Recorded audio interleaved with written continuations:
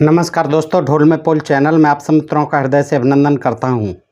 दोस्तों, आपने कल के वीडियो में देखा था कि ब्रह्म वैवर्त पुराण में किस तरह से ब्राह्मणों के लिए दैनिक दिनचर्या, शौचाचार्य और भजन पूजा पाठ करने के नियम बताए गए हैं, जो बड़े ही कठिन थे। और आज के युग में ब्राह्मणों द्वारा उन नियमों का पालन करना बहुत ही असंभव काम है, बहुत ही कठिन काम है। दोस्तों, आज जो आगे का प्रसंग है वो भी बड़ा मनोरंजक है, दिलचस्प है, रोचक है। और नारद जी द्वारा ये पूछा गया है कि महादेव जी ये बताइए कि ब्राह्मणों को किन किन फलों को, किन किन सब्जियों को और अन्य किन किन पदार्थों को खाना चाहिए, नहीं खाना चाहिए, और अगर खाता है तो क्या उसका परिणाम होगा, उसको आहार विहार कैसा करना चाहिए, किस काम के करने से नरक में जाना पड़ेगा ब्राह्मण को, किस स्त्री से संबंध बनाने पर, कब संबंध बनाना चाहिए, नहीं बनाने पर नरक जाना पड़ेगा ब्राह्मण को।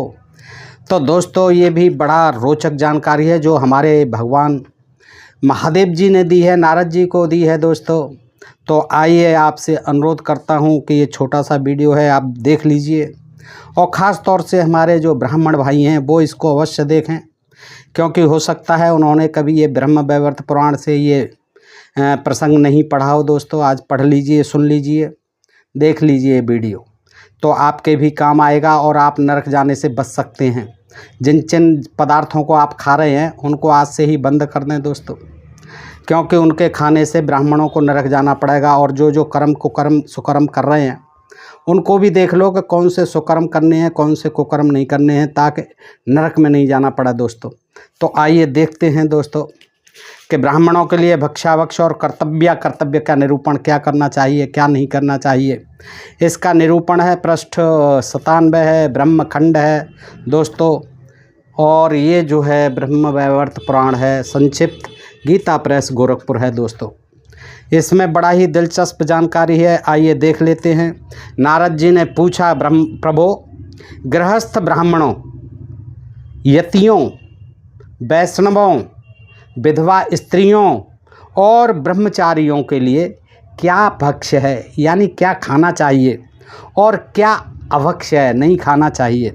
क्या कर्तव्य है उनका, क्या करना चाहिए, क्या अकर्तव्य है, क्या नहीं करना चाहिए, अथवा उनके लिए क्या भोग्य है, क्या अभोग्य है, क्या भोग करना चाहिए, क्या भोग नहीं करना चाहिए।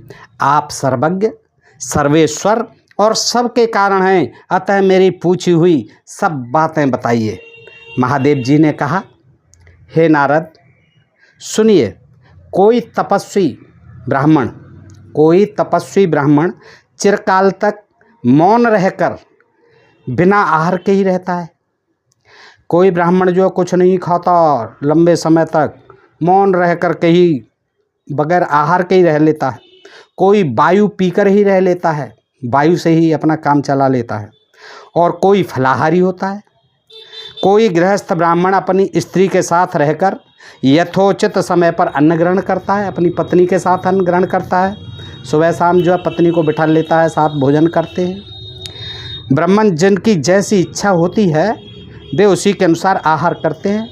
कुछ लोग जो है पत्नी के साथ रेस्टोरेंट में जाते हैं, होटलों में जाते हैं, बार ढाबों पर खाते हैं, और कुछ लोग जो है अकेले ही खाते हैं। आजकल तो अपनी अपनी उसके अनुसार है, इच्छा के अनुसार, क्योंकि रुचियों का स्वरूप भिन्न भिन्न प्रकार का होता है। अपनी अपनी रुचि है, सबका अपना अपना जो है स्वाद है, सबका अपना अपना टेस्ट है कि पत्नी के साथ कैसा खाना है, कब खाना है, कब नहीं खाना है।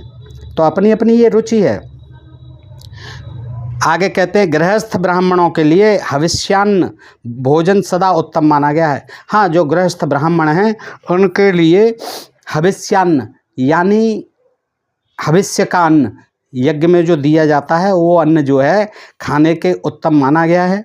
भगवान नारायण का यानी विष्णु का उच्छिष्ट प्रसाद यानी झूठा प्रसाद ही उनके लिए अभीष्ट भोजन है। यानी पहले जो है विष्णु जी का भोग लगाएं, उसके बाद ही खुद खाएं, यानी उनका झूठा हो जाता है भोग लगाने के बाद। तो विष्णु जी को पहले जो है ब्राह्मणों को चाहिए कि पहले भोजन उनको खिलाएं, यानी उनका भोग लगाएं विष्णु जी का, फिर स्वयं उनका जो उच्छिष्ट हो गया, अब झूठा हो गया, उसको खाएं।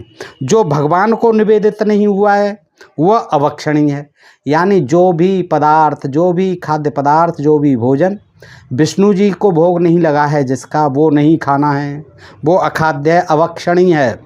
जो भगवान विष्णु को अर्पित नहीं किया गया वह अन्न विष्ठा और जल मूत्र के समान है, ये ध्यान कर लो।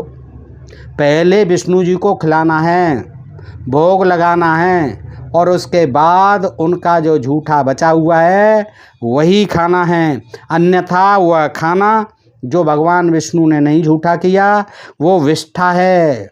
आप विष्ठा तो जानते ही हैं दोस्तों, जल मूत्र के समान है, मूत्र के समान है। एकादशी के दिन, अब देखिए एकादशी द्वादशी ये जो तिथियां पड़ती हैं इनका बड़ा चक्कर रहता है। तो एकादशी के दिन सब प्रकार का अन्न जल मलमूत्र के तुल्य कहा गया है। देखिए एकादशी को कथा ज़्यादा कहते हैं पंडित जी, तो उनको जो है सब प्रकार का अन्न उस दिन जो है जल मूल मलमूत्र के तुल्य कहा गया है, मलमूत्र के तुल्य कहा गया है। एकादशी के दिन ब्राह्मण देव को भूल करके भी भोजन नहीं करना है, और अगर करता है तो समझ लो वो मलमूत्र खा रहा है। ये दोस्तों देख लीजिए आप, कितने कठिन विधान हैं। जो ब्राह्मण एकादशी के दिन स्वेच्छा से अन्न खाता है वह पाप खाता है, ये समझ लो बड़ा पापी है, महापापी है जो अन्न खाता है। कब? एकादशी के दिन अन्न खाता है वह पाप खाता है, ये मान लो, इसमें संशय नहीं है, इसमें कोई डाउट नहीं है। नारद ध्यान से सुनो, एकादशी का दिन प्राप्त होने पर गृहस्थ ब्राह्मणों को कदापि अन्न नहीं खाना चाहिए। ध्यान रखो नारद जी, और सबको बता दो अपने भाई बिरादरी वालों को, ब्राह्मणों को, कि एकादशी के दिन गृहस्थ ब्राह्मणों को कदापि अन्न नहीं खाना चाहिए। लेकिन महाराज नारद जी, महादेव जी आजकल तो सब खा रहे हैं, कोई नहीं मानता है, तो इनका तो नरक में जाना सुनिश्चित है। और दोस्तों जो ब्राह्मण भाई सुन रहे हो, पढ़ रहे हो, देख रहे हो वीडियो, तो आज से ही छोड़ दीजिए, एकादशी के दिन कुछ नहीं खाना है आपको। हमारे महादेव जी ने कहा है, नारद जी ने भी कहा है, देखिए सुनिए कि एकादशी का दिन प्राप्त होने पर हे नारद, गृहस्थ ब्राह्मणों को कदापि अन्न नहीं खाना चाहिए, नहीं खाना चाहिए, नहीं खाना चाहिए, 3 बार कहा है। यानी गृहस्थ ब्राह्मणों को एकादशी के दिन कदापि अन्न नहीं खाना चाहिए, नहीं खाना चाहिए, नहीं खाना चाहिए।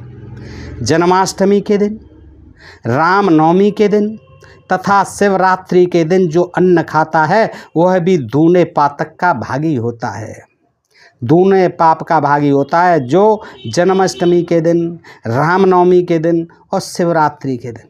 और दोस्तों ये जो है क्यों पाप का भागी होता है कि देखिए जन्माष्टमी के दिन व्रत रखा जाता है, रामनवमी के दिन सब लोग व्रत रखते हैं, पूजा पाठ होते हैं, कृष्ण जी का होता है जन्माष्टमी के दिन, रामनवमी के दिन पूजा पाठ होता है रामचंद्र जी का, और शिवरात्रि के दिन होता है भोला जी का। तो इस दिन अन्न खाने का तो मतलब ही नहीं है। खोए के, घी के, दूध के, दही के पकवान बनते हैं वो खाए जाते हैं, मिठाई खाई जाती हैं, मेवा खाई जाती हैं, फल खाए जाते हैं। अन्न का क्या काम है? अन्न तो रोटी रूखी सूखी वो रोज़ ही खाते हैं अपने घर। इसलिए ये कहा महादेव जी ने, बड़ा ध्यान रखा ब्राह्मणों का कि भाई देखो कुछ भी कर लेना, जन्माष्टमी के दिन मत खाना अन्न, रामनवमी के दिन नहीं खाना है अन्न। उन्होंने ये नहीं कहा कि भूखा रहना है, उपवास रहना है, कुछ नहीं खाना है, अन्न नहीं खाना है, बाकी सब कुछ खाना है, जो भी माल मिल जाए तरमाल। शिवरात्रि के दिन जो अन्न खाता है वह भी दूने पातक का भागी होता है। जो सर्वथा उपवास करने में समर्थन हो, अब आगे बता रहे हैं, क्लियर कर रहे हैं पोजीशन को, कि जो सर्वथा यानी पूर्ण रूप से उपवास करने में समर्थन हो वह फल मूल और जल ग्रहण करे। हाँ, फल खूब खाए, जल पानी चकाचक पिए और फल आदि खाए, घी और दूध खूब खाए पिए, खोए के मिठाई बर्फ़ी आदि लड्डू आदि खूब खाए, बर्फ़ी का माल होना चाहिए खोए का। अन्यथा उपवास के कारण, हाँ क्योंकि उपवास तो इसलिए नहीं रखना है निराहार नहीं रखना है, क्योंकि उपवास के कारण शरीर नष्ट हो जाने पर मनुष्य आत्महत्या के पाप का भागी होता है। पाप का भागी होता है, आत्महत्या का पाप लगता है अगर पूरे दिन व्रत रखा, क्योंकि शरीर हो जाएगा कमज़ोर और एक दिन जल्दी जाना पड़ जाएगा तो आत्महत्या का पाप और लग जाएगा। इसलिए क्या है, उस दिन रोटी मत खाओ, रूखी सूखी अन्न मत खाओ कोई। हाँ, फल खाओ, खूब मेवा खाओ, खूब खोए की बनी हुई मिठाइयाँ खाओ चकाचक। जो व्रत के दिन एक बार हविष्यान्न खाता अथवा भगवान विष्णु के नैवेद्य मात्र का भक्षण करता है, उसे अन्न खाने का पाप नहीं लगता। हाँ, जो व्रत के दिन एक बार हविष्यान्न खा सकता है, व्रत के दिन एक बार खा लीजिए, और भगवान विष्णु के नैवेद्य मात्र का जो भोग लगा करके विष्णु जी का खाओ और एक बार खाओ, तो कोई अन्न खाने का भी पाप नहीं लगता है व्रत में। वह उपवास का पूरा फल प्राप्त कर लेता है। आगे सुनो नारद, गृहस्थ, शैव यानी शैव मतावलंबी, शाक्त विशेषतः वैष्णव, यति साधु यथा ब्रह्मचारियों के लिए यह बात बताई गई है। जो वैष्णव पुरुष, वैष्णव यही विष्णु भगवान के भक्त, नित्य भगवान श्री कृष्ण के, अब श्री कृष्ण आ गए, अब रामचंद्र जी का बीच में पता नहीं है कुछ भी कहीं भी, श्री कृष्ण और विष्णु, विष्णु और श्री कृष्ण, ये सब घालमेल कर दिया गया है। अब देखिए, विष्णु के लिए कह दिया वैष्णव पुरुष, और वैष्णवों में श्री कृष्ण के अनुयायी भी घुसेड़ दिए, जबकि श्री कृष्ण के अनुयायियों को कोई मतलब नहीं है, वैष्णव तो विष्णु के भक्त हैं। तो लेकिन ये कर दिया गया कि नहीं, जो कृष्ण जी हैं वो भी तो विष्णु जी हैं ही, तो फिर राम जी को क्यों छोड़ रहे हो बीच में भाई, राम जी का भी नाम ले दिया करो। हाँ, देखने की बात है दोस्तों, ये सोचने की बात है, ये बहुत घालमेल किया है श्री कृष्ण जी के साथ। तो अब देखिए, इसी में कहना है कि जो वैष्णव पुरुष नित्य भगवान श्री कृष्ण के, अब देखिए श्री कृष्ण का नाम आ गया, और वैष्णव को क्या मतलब है श्री कृष्ण से, भाई वैष्णव तो विष्णु के भक्त हैं। हाँ, तो जो वैष्णव पुरुष नित्य भगवान श्री कृष्ण के नैवेद्य प्रसाद का भोजन करता है, वह जीवन मुक्त हो प्रतिदिन 100 उपवास व्रतों का फल पाता है। यानी जो भगवान श्री कृष्ण को जो भोग लगा के खाता है, वो 100 उपवास व्रतों का फल एक दिन में पाता है।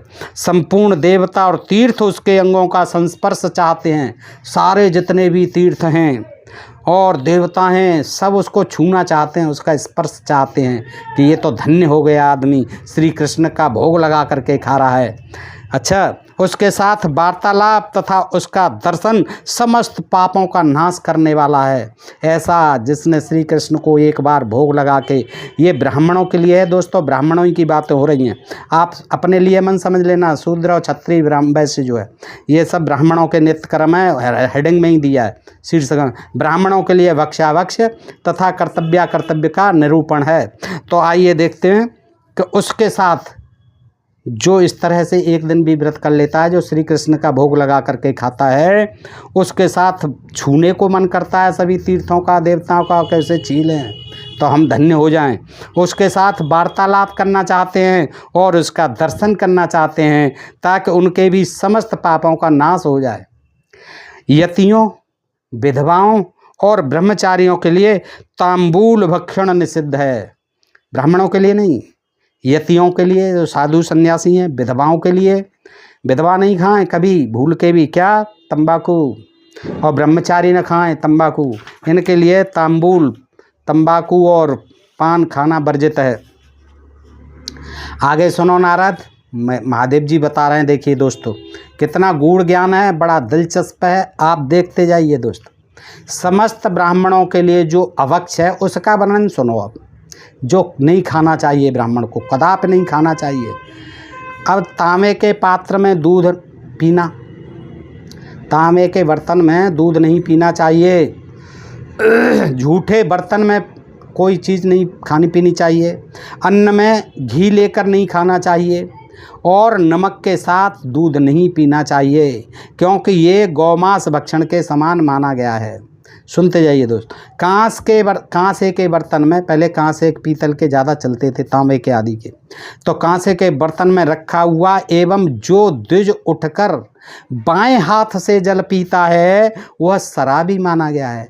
जो ब्राह्मण कांसे के गिलास में रखा हुआ पानी उठ कर के खड़ा होकर के बाएं हाथ से पीता है वो समझ लो शराबी है, वो समझ लो मद्यपान कर रहा है, शराब का आनंद ले रहा है और समस्त धर्मों से बहिष्कृत हो जाता है, अधर्मी हो जाता है, महाधर्मी, समस्त धर्मों से बहिष्कृत होता है, बाईकाट हो जाता है धर्मों से। किसने? जिस ब्राह्मण ने कांसे के गिलास में पानी जो है बाएं हाथ से खड़े होकर के पी लिया, वो समझ लो कि मद्यपान, शराबी माना गया है। आगे सुनो नारद, भगवान श्री हरि को, फिर आ गए विष्णु को, निवेदित न किया गया, देख कृष्ण नहीं है, श्री हरि विष्णु, निवेदित न किया गया अन्न, खाने से बचा हुआ झूठा भोजन किसी का भी, तथा पीने से शेष रहा झूठा जल, ये सब सर्वथा निषिद्ध हैं। ये तो सबके लिए ही निषिद्ध होने चाहिए, ब्राह्मणों के लिए ही क्यों? किसी का झूठा नहीं खाना चाहिए, न किसी को अपना झूठा खिलाना चाहिए, न किसी का झूठा पीना चाहिए, न किसी को अपना झूठा पिलाना चाहिए। तो ये तो अच्छी बात है, तो ये तो सबको ही निषिद्ध होना चाहिए। अब देखिए क्या कहते हैं, कार्तिक में बैंगन का फल, बैंगन नहीं खाना है कार्तिक के महीने में, बाकी 11 महीने में पंडित जी चकाचक खाएं, कार्तिक के महीने में बैंगन का फल नहीं खाना है। माघ में यानी माह के महीने में जब ठंड होती है मूली नहीं खानी है, क्योंकि ठंडी होती है, जुकाम हो जाएगा। और श्री हरि के शयन काल यानी जब विष्णु जी सो जाते हैं चौमासे में, 4 महीने जो बरसात काल के होते हैं उनमें जब विष्णु जी क्षीर सागर में सो जाते हैं 4 महीने के लिए, उस दिनों का ध्यान रखें, उसमें कलम्बी का साग सर्वथा नहीं खाना चाहिए। कलम्बी ये नारी होती है, एक जो है रूखड़ी होती है, वनस्पति होती है जिसकी सब्जी खाई जाती है, पत्तीदार होती है, पानी के किनारे कहीं उपजती है वो, तो कलम्बी का साग सर्वथा नहीं खाना चाहिए, बिल्कुल 4 महीने नारी का साग नहीं खाना चाहिए। सफ़ेद ताड़, क्या क्या नहीं खाना चाहिए, ध्यान से सुन लें। सफ़ेद ताड़, मसूर की दाल, मछली, ये सभी ब्राह्मणों के लिए समस्त देशों में त्याज्य हैं, किसी देश में त्याज्य नहीं है, भारत देश में ही त्याज्य नहीं है। समुद्र के किनारे जितने भी हमारे प्रांत हैं, राज्य हैं, सब में ब्राह्मण देव खूब चकाचक मछलियां खाते हैं, समुद्री जीवों को खाते हैं जो भी उसमें पाए जाते हैं, सीप, घोंगा आदि। तो ये सभी जो है, लेकिन उन्होंने कहा है कि सफ़ेद ताड़, मसूर की दाल और मछली ये सभी ब्राह्मणों के लिए समस्त देशों में त्याज्य हैं। प्रतिपदा को यानी पड़वा को, कूष्मांड यानी कोहड़ा यानी काशी फल नहीं खाना चाहिए पड़वा के दिन। ध्यान रखो भैया, सभी ब्राह्मण देव वैसे तो सब जानते होंगे भाई, सब ने पढ़े हैं जो उन्होंने ही लिखे हैं, लेकिन फिर मैं भी याद दिला दूं कि प्रतिपदा के दिन भूल करके भी आपको काशी फल की सब्ज़ी नहीं खानी है, लेकिन भैया सब खा रहे हैं आजकल तो, क्योंकि उस दिन वह अर्थ का नाश करने वाला है। अर्थ का नाश समझ रहे हो? जो आपके घर में जितना भी माल मता है, जितना भी पैसा है, जितनी भी धन संपत्ति है, सबका नाश कर देता है। क्या? काशी फल। कब? पड़वा के दिन खाने पर। तो ब्राह्मण देव सतर्क हो जाएं, जो दोस्त सुन रहे हैं, और ये मजाक में न लें, इसको सीरियसली लें, क्योंकि ये ब्रह्मखंड पृष्ठ 98 संक्षिप्त ब्रह्म वैवर्त पुराण में लिखा हुआ है, और कोई मामूली आदमी नहीं, हमारे देवाधिदेव महादेव भगवान श्री नारद जी महाराज को ज्ञान दे रहे हैं। तो दोस्तों, जिनको पता नहीं हो वो आज से ही खाना बंद कर दें कि प्रतिपदा के दिन जो महीना की पहली तिथि होती है पड़वा, उसको जो है काशी फल नहीं खाना चाहिए, कोहड़ा नहीं खाना चाहिए, जिसे कूष्मांड भी कहते हैं, क्योंकि उस दिन वह अर्थ का नाश करने वाला है। द्वितीया को अब देखते जाइए, पड़वा को हो गया, अब द्वितीया आ जाइए, दोज के दिन। बृहति यानी छोटे बैंगन अथवा कटे हरी भोजन न करे, और यदि कर ले तो उसके दोष से छुटकारा पाने के लिए श्री हरि का स्मरण करना चाहिए। अगर द्योज के दिन बैंगन खा ले, यानी छोटा बैंगन, बड़ा बैंगन खा ले कोई बात नहीं है, भाटा जो आता है उसको खा लो कोई बात नहीं है। इसमें छोटे बैंगन का लिखा है कि छोटे बैंगन को नहीं खाना है, अन्यथा क्या करना है, अगर खा भी लिया हो किसी ने तो तुरंत खाने के बाद हरी हरी हरी हरी जपने लग जाए, यानी विष्णु का स्मरण करने लग जाए तो मुक्ति मिलेगी। तृतीया को, अब तीसरे दिन आ जाइए, तीज को परवल शत्रुओं की वृद्धि करने वाला होता है। भूल के भी परवल की सब्जी बहुत खाते हैं, आलू परवल की सब्जी, परवल की सब्जी बंद कर दें खाना तृतीया के दिन। वैसे रोज़ खाओ, तृतीया के दिन मत खाना कभी, तीज के दिन, क्योंकि उससे आपके दुश्मन बहुत बढ़ जाएंगे, शत्रुओं की वृद्धि हो जाएगी। मोहल्ला पड़ोस में ही सारे शत्रु हो जाएंगे कि भाई इसने जो है परवल की सब्जी खा ली आज। तो दोस्तों इसको भी ध्यान रखना, हमारे ब्राह्मण मित्रों को विशेष ध्यान देने की बात है, ये आपके लिए ही बताई गई हैं। हम तो सब खा पी लेते हैं, हमें कुछ नहीं होता है क्योंकि हम शूद्र हैं। अतः उस दिन उसे नहीं खाना चाहिए परवल को, तृतीया के दिन। चतुर्थी को सुन लो, चौथे दिन चतुर्थी को भोजन के उपयोग में लाई हुई मूली धन का नाश करने वाली होती है, भूल कर भी मत खाना ब्राह्मण देव। चतुर्थी यानी चौथ के दिन मूली मत खाना। अब इसका वैज्ञानिक आधार तो हमें पता नहीं है, देखिए, लेकिन महादेव जी कह रहे हैं तो मान लेते हैं। आपके जो है ब्रह्मखंड में लिखा है, ब्रह्म वैवर्त पुराण में लिखा है तो हम मान लेते हैं, तो आपको भी मान लेना चाहिए कि चतुर्थी के दिन भोजन के उपयोग में अगर आपने मूली लाई यानी मूली खाई तो क्या होगा, ये आपके धन का नाश करने वाली हो जाएगी मूली। पंचमी को बेल नहीं खाना है, पंचमी के दिन बेल तो आपने खूब खाया हो गर्मियों के दिनों में, बेल का जूस पेट के लिए बड़ा अच्छा होता है, सफाई करता है पेट की, ठंडा होता है, पाचक होता है और हमारा जो पाचक सिस्टम है उसको सुधारता है, पाचन तंत्र को। तो पंचमी के दिन बेल नहीं खाना है, और अगर किसी ने खा लिया तो कलंक लगने का कारण होता है, कलंक लग जाएगा आपको, कोई न कोई कलंक लग जाएगा, आपने जो है बेल पत्र खा लिया पंचमी के दिन। षष्ठी आ गई, छठवीं के दिन नीम की पत्ती चबाई जाए या उसका फल या दातुन मुँह में डाला जाए तो उस पाप से मनुष्य को पशु पक्षियों की योनि में जन्म लेना पड़ता है। ये जितने पशु पक्षी आप देख रहे हो आपके इर्द गिर्द, वो क्या किया, वो जो ब्राह्मण थे पहले जन्म में, और उन्होंने क्या किया था, नीम की पत्ती चबा ली थी ब्राह्मणों ने, और या उसका फल चबा लिया था, नीम का निबोरी जिसे कहते हैं, कड़वी होती है, उसे कोई खाता तो नहीं है लेकिन गलती से खा लिया होगा, और उसकी दातुन मुँह में, दातुन करी नहीं मुँह में भी डाल ली, तो समझ लो पशु पक्षी बनना ही पड़ेगा। देखिए महादेव जी ने ज्ञान दिया, ये मैं नहीं दे रहा हूँ, नारद जी सुन रहे हैं और आप भी सुन लो। जो लोग षष्ठी के दिन नीम की पत्ती मत खाना, नीम की दातुन मत कर लेना, अन्यथा अगले जन्म में आपको पशु पक्षी, तमाम हैं पशु पक्षी, आप कितना गिनाए आप जानते हैं, बनना पड़ेगा निश्चित। षष्ठी के दिन ये मत करना। सप्तमी को क्या करना है आपको, ताड़ का फल नहीं खाना है, ताड़ का फल, मैंने तो देखा भी नहीं है ताड़ का फल कैसा होता है दोस्तों।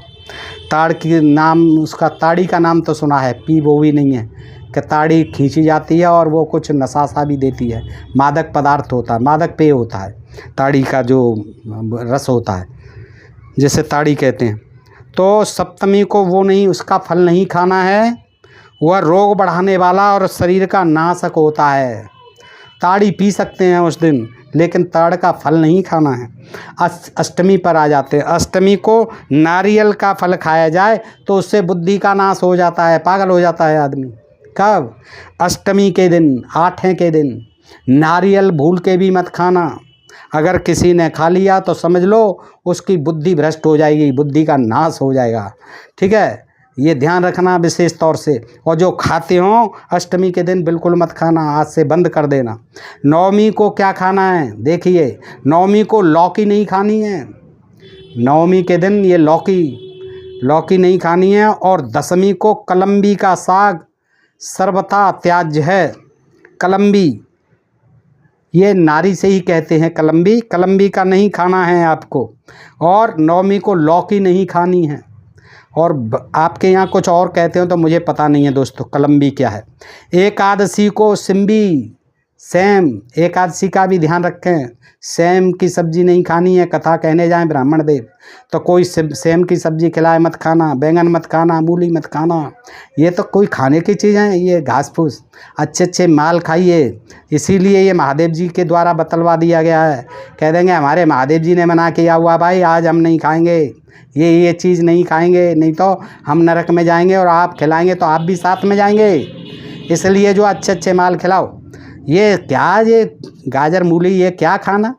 तो एकादशी को सेम की फली नहीं खानी है। द्वादशी को पूत का पोई, पोई अब पता नहीं पोई क्या होती है, मैं नहीं जानता दोस्तों। त्रयोदशी को बैंगन खाने से, फिर आ गया देखिए पड़वा, और बैंगन खाने से पुत्र का नाश होता है। वहाँ जो है कार्तिक में बैंगन का फल खाने से, ये जो है कलम्बी आया था, नारी का ही साग था, ये नहीं खाना था, नाश हो जाता है और धन का। लेकिन यहाँ कह रहे हैं कि त्रयोदशी के दिन अगर बैंगन खा लिया जाए तो पुत्र का नाश होता है। देखिए पुत्र मर जाता है, ये बहुत भयंकर है। बैंगन को तो नहीं खाना ही चाहिए त्रयोदशी के दिन, क्या कभी नहीं खाना चाहिए त्रयोदशी का दिन। द्वादशी को पूत का पोई नहीं खानी चाहिए। अच्छा, मांस सबके लिए सदा वर्जित है। मांस तो खाना ही नहीं है, सबके लिए वर्जित है, सभी जातियों के लिए, सबके लिए वर्जित है। पार्वण श्राद्ध और व्रत के दिन प्रातःकालिक स्नान के समय सरसों का तेल और पकाया हुआ तेल उपयोग में लाया जाए तो उत्तम है। सरसों का तेल में बननी चाहिए पकवान उस दिन, और पकाए हुए तेल में भी बनाओ। कब? श्राद्ध के दिनों में, व्रत के दिन में। सरसों का तेल बढ़िया होता है, कोलेस्ट्रॉल नहीं बढ़ाता है, इसलिए सरसों का तेल उपयोग में लाइए। अमावस्या, पूर्णिमा, संक्रांति, चतुर्दशी और अष्टमी तिथियों में रविवार को श्राद्ध और व्रत के दिन स्त्री सहवास तथा तिल के तेल का सेवन निषिद्ध है। देखिए, समझिए दोस्तों, महादेव जी कितना वैज्ञानिक ज्ञान दे रहे हैं ब्राह्मणों के लिए। क्या करना है ब्राह्मण देवों को कि अमावस्या के दिन, पूर्णमासी के दिन, संक्रांति, मकर संक्रांति के दिन, चतुर्दशी को, हर महीने आती हैं तो चतुर्दशी, अमावस्या, पूर्णिमा, अष्टमी आती है, अष्टमी को, रविवार के दिन, संडे को, जबकि वो तो छुट्टी का दिन होता है तो इस दिन तो ज़्यादा ही लोग जो है आनंद लेते हैं हर तरह का। श्राद्ध और व्रत के दिन, जब भी व्रत पड़ें जिन तिथियों में, श्राद्ध के दिनों में स्त्री सहवास नहीं करना है, बिल्कुल त्याज्य है। स्त्री का ध्यान रखिए, और इसका जो है आगे बताएंगे, नरक में जाएंगे अगर नहीं मानेंगे तो। इसलिए कह रहे हैं कि ये इन तिथियों में स्त्री का सहवास नहीं करना है, और तिल का तेल नहीं खाना है इन दिनों में। सभी वर्णों के लिए, अब सभी वर्णों की भी बात कर रहे हैं महादेव जी, सभी वर्णों के लिए दिन में अपनी स्त्री का भी सेवन वर्जित है। अब सेवन तो कहते हैं खाना पीना करना, सेवन तो स्त्री भी सेवन की वस्तु बता दी है, सेवन नहीं करना है स्त्री का यानी स्त्री भी सेवन के योग्य है तो उस दिन, लेकिन अयोग्य है सभी वर्णों के लिए। दिन में मत करिए कुछ भी गड़बड़, जो भी करना है रात में करिए। तो ये महादेव जी का ज्ञान है। सभी वर्णों के लिए दिन में अपनी स्त्री का भी सेवन वर्जित है। अब सेवन से तो आप समझ रहे हैं, खाई पी थोड़ी जाएगी स्त्री। सहवास नहीं करना है, समागम नहीं करना है, रात में दही नहीं खाना है, बिल्कुल एसिड बनाता है, ये तो वैज्ञानिक तथ्य है। रात में दही नहीं खाना चाहिए, दिन में खा लो, दोपहर के समय में ज़्यादा उत्तम समय रहता है। दिन में दोनों संध्याओं के समय सोना, दोनों संध्याओं के समय, दिन में संध्या के समय तो विशेष तौर से सभी मना करते हैं, नहीं सोना चाहिए। और रजस्वला स्त्री के साथ समागम करना, रजस्वला स्त्री के साथ भूल करके भी किसी को समागम नहीं करना चाहिए। ये तो वैज्ञानिक तथ्य है कि इसमें जो है उन दिनों उसको, स्त्री को बड़ा कष्ट होता है, और फिर उसमें जो है ब्लीडिंग भी होती है, इसलिए अपवित्र माना जाता है उसको कष्टप्रद भी होता है, इसलिए नहीं करना चाहिए। क्या रजस्वला स्त्री के साथ समागम नहीं करना है, संध्या के समय सोना नहीं है, क्योंकि ये नरक की प्राप्ति के कारण है। ऐसा अगर कोई करता है तो सीधा नरक में जाएगा। देखिए ये सारी चीज़ें ध्यान रखना। रात में दही नहीं खाना है, नहीं तो नरक में जाओगे। दिन में दोनों संध्याओं के समय सोना नहीं है, बिल्कुल, नहीं तो नरक में जाओगे। और रजस्वला स्त्री के साथ समागम नहीं करना है भूल कर भी, अन्यथा सीधे नरक में जाओगे। ये नरक की प्राप्ति के कारण है। रजस्वला तथा कुलटा का अन्न नहीं खाना चाहिए। अब रजस्वला तो अपनी पत्नी भी होती है, तो उसके अन्न नहीं खाना है। क्यों? उन दिनों में नहीं खाना है जब वो पीरियड से है। रजस्वला के दिनों में है, उस दिन उन दिनों में 3-4 दिन जो होते हैं, 4 दिन, उन दिनों में अन्न नहीं खाना है। ऐसा इनमें विधान है। आजकल सब चलता है दोस्तों, आजकल तो वैज्ञानिक साधन उपलब्ध हैं, सारी चीज़ें हैं, नहा धो के आदमी पवित्र रहता है। स्त्रियां जो रजस्वला टाइम में अपने सारे काम यथावत निभाती हैं, नौकरी जाती हैं, बाहर जाती हैं, दुकान चलाती हैं, रोज़गार करती हैं, तो सब कुछ हो रहा है। आजकल कोई नहीं मानता है, और आजकल किसी को नरक में जाने से बिल्कुल भी डर नहीं लगता है, क्योंकि लोग वैज्ञानिक हो रहे हैं, पढ़ाई लिखाई कर रहे हैं, तर्कशील बातों से दिमाग लगा करके सोचते हैं, विचारते हैं कि न कहीं नरक है न कहीं स्वर्ग है। जो कुछ भी है नरक स्वर्ग वो सब यही है। तो ये क्या है कहते हैं, लेकिन ब्राह्मणों के लिए नियम है, ये तो उन्हें तो पालन करने ही है, क्योंकि उनके धर्मशास्त्रों में लिख दिए हैं, उन्हीं के पूर्वजों ने, तो पितामहों ने और उनके महादेव जी ने ये सब चीज़ें बता रहे हैं। तो रजस्वला और कुलटा का अन्न नहीं खाना चाहिए। कुलटा से तो अब बहुत हो गए। कुलटा का मतलब जो बैड कैरेक्टर है, दुष्चरित्र है, कुलटा स्त्री का अन्न नहीं खाना चाहिए। भाई वो क्यों खिलाएगी, वो तो खुद खाएगी, वो क्यों खिलाएगी किसी ब्राह्मण को। आगे कहते हैं ब्रह्मर्षे यानी नारद जी, शूद्र जात्रीय। अब शूद्रों का तो विशेष वर्जन लिखा गया सब जगह, इसे कैसे छोड़ देंगे। अब शूद्र जाति स्त्री से संबंध रखने वाले ब्राह्मण का अन्न भी खाने योग्य नहीं है। हाँ, किसी शूद्र जाति की स्त्री से किसी ब्राह्मण ने संबंध बना रखा हो, इससे क्या होता है कि अंतर्जातीय विवाहों को इसी तरह से पाप पुण्य कह करके, निषिद्ध कह करके, ये जो है नरक में जाने के कारण बता करके अंतर्जातीय विवाहों पर रोक लगा दी, खाने पीने पर रोक लगा दी। और इसी तरह ये महादेव जी के नाम, विष्णु के नाम, कहीं शंकर जी के नाम, ब्रह्मा जी के नाम, ये सब कथा कहानियाँ ऐसे ही गढ़ दी। तो उनमें कह रहे हैं, अब देखिए महादेव जी को क्या लेना देना है इन चीज़ों से, ब्राह्मणों से, लेकिन क्योंकि पुष्टि करनी है, हम थोड़ी, लेखक थोड़ी कहेगा कि मैं कह रहा हूँ, और ये कहेगा तो कौन मान लेगा। तो व्यास जी का नाम ले दिया कि व्यास जी ने ये पुराण लिखे हैं। व्यास जी पे कोई और काम नहीं था, वो लिखते ही चले गए, एक से काम नहीं चला, उन्होंने 18 लिख दिए। फिर उसके बाद भी पता नहीं व्यास जी को क्या सूझी। तो ये कोई व्यास जी ने नहीं लिखे हैं दोस्तों, ये फालतू बैठे रहते थे लिखने वाले, और ये अपने धंधे की खातिर जो है ये लिखते रहे, ये बिल्कुल स्पष्ट हो जाता है। तो आगे देखिए हमारे महादेव जी कह रहे हैं, शूद्र जाति स्त्री से संबंध रखने वाले ब्राह्मण का अन्न भी खाने योग्य नहीं है। देखिए, जिस ब्राह्मण ने किसी शूद्र जाति स्त्री से संबंध बना रखे हो, उसको उसके घर में रहता हो या उसे शादी कर ली हो, तो अब शूद्र जाति एक तो है नहीं, 7000 जाति हैं, इनमें से कोई भी हो सकती है। अगर ऐसा है तो उस ब्राह्मण के यहाँ कोई भी ब्राह्मण अन्न नहीं खाए, ये निषिद्ध है। ब्राह्मण सूदखोर, अब देखिए सूदखोर तो हर एक कोई, आज के युग में तो ये संभव ही नहीं है, बैंकों से सब कोई ब्याज कमा रहा है, तो सूदखोर, ब्याज की धंधा अच्छा होता है, सभी करते हैं। तो सूदखोर और गणक का अन्न भी नहीं खाना चाहिए। गणक जो बही खातों का काम करता है, मुनीम अकाउंटेंट जो होते हैं, उनका और ब्याज खोरों का अन्न नहीं खाना चाहिए ब्राह्मणों को। अग्रदानी ब्राह्मण, महापात्र तथा चिकित्सक, वैद्य या डॉक्टर का अन्न भी खाने योग्य नहीं है। यानी जो महापात्र ब्राह्मण हैं, ब्राह्मणों का भी अन्न नहीं खाना है। जो महापात्र हैं, अग्रदानी हैं, सबसे पहले दान लेते हैं। और चिकित्सक यानी जो वैद्य हैं और डॉक्टर हैं, अब वैद्य और डॉक्टर सब जातियों के होते हैं। अब आप किस किस का नहीं खाएंगे, खूब खाते हैं। डॉक्टर उनका तो सबसे पहले ही खाते हैं, क्यों, पैसे वाले हैं। अच्छा, का अन्न भी खाने योग्य नहीं है, लेकिन नहीं खाना चाहिए। अमावस्या तिथि और कृत्तिका नक्षत्र में द्विजों के लिए क्षौर कर्म यानी हजामत, सेब बनवाना, दाढ़ी बनवाना वर्जित है। यानी अमावस्या के दिन दाढ़ी मत बनवाइए, और कृत्तिका नक्षत्र में भी दाढ़ी मत बनवाइए। जो मैथुन करके देवताओं और पितरों का तर्पण करता है मैथुन करके। आप समझ रहे होंगे दोस्तों, जो मैथुन करके देवताओं और पितरों का तर्पण करता है, पहले मैथुन कर गया, घर गड़बड़ कर गया, फिर अब जा कर के देवताओं और पितरों का तर्पण करने लग गया, उसका वह जल रक्त के समान होता है। देव पितर जो है नाराज हो जाएंगे कि ये हमें रक्त पिला रहा है। ऐसा नहीं करना है, सीधे स्वभाव जाना है बिल्कुल पवित्र होकर, और उसे देने वाला नरक में पड़ता है, ये भी ध्यान रखना है। मैथुन करने के बाद जो देवताओं और पितरों का तर्पण करता है यानी उन्हें जल देता है, वह जल रक्त के समान होता है और उसी को देने वाला नरक में जाता है।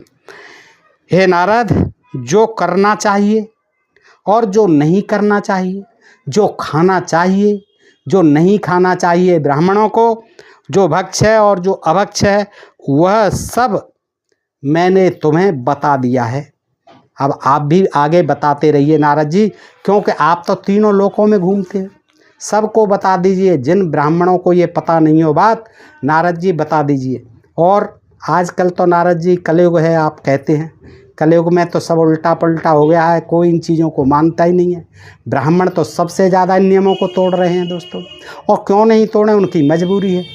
अगर इन्हीं पे करते रहेंगे, ये नहीं खाएंगे वो नहीं खाएंगे, तो फिर कैसे काम चलेगा। सस्ती महंगी सब्जियां हो रही हैं, तो बहुत से गरीब लोग जो है यही अपना जो है सस्ती सब्जी होती हैं बैंगन और ये लौकी वगैरह, काशी फल वगैरह, इसी से ही गुजारा करते हैं, और सभी जातियों में है। तो दोस्तों मैं समझता हूँ कि आज इनकी कोई प्रासंगिकता नहीं है, लेकिन अगर ब्राह्मणों के लिए लिखा है और महादेव जी ने बताया तो उनको तो मानना चाहिए दोस्तों, अवश्य पालन करना चाहिए, क्योंकि ये धर्म का काम है, धर्म सम्मत है, अन्यथा उन्हें नरक का भागी होना पड़ेगा दोस्तों। तो आज के लिए इतना ही। बताइए आपको ये प्रसंग कैसा लगा। अच्छा लगा हो तो अपने मित्रों को अधिकाधिक शेयर करें, अपने प्रिय चैनल ढोल में पोल को सब्सक्राइब करते रहें, लाइक और कमेंट अवश्य किया करें दोस्तों, ताकि हमको मालूम पड़ता रहे कि आप हमको कितना समझते हैं, कितना पसंद करते हैं और आप कैसे वीडियो देखना चाहते हैं। आज के लिए इतना ही। सुनने के लिए आप सब मित्रों का हृदय से आभार। नमस्कार, जय हिंद, जय भारत दोस्तों।